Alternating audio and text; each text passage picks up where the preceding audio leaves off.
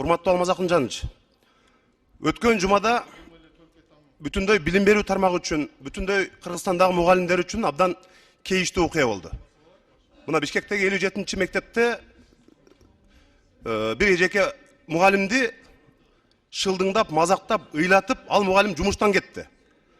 Мына ошол ыйлаткан жанагы лакылдаган ажаан аялды болгону бир 1000 сом айып салып коюптур. Эмне үчүн аны коомчулукка алып чыкпадыңар?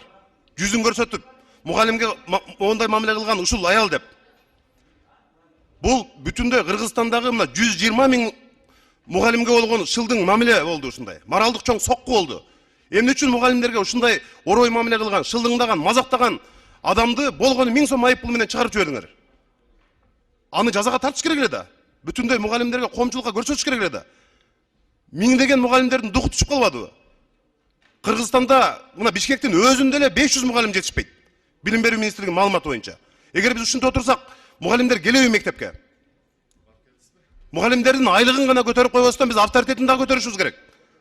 Ошого мына ушундай кейиштүү окуяларга дароо жооп берип, ыкчам жооп берип, күч органдары адатта жөнөкөй адамдарды алып келип, кечирим суратып, жүзүн чыгарып, дароо камакка алып, ошондой окуялар болуп атпайбы күн сайын эле? Эмне үчүн ага мындай кош стандарт мамиле болду? Ошон үчүн мына мен азыр мына ушул жыйынга чейин да ошол мугалимге чалып, телефондон сүйлөштүм. Болду, мен мектепке иштебейм дейт. Мындай мазактоону, мындай шылдыңдоону мен көтөрө албайм дейт.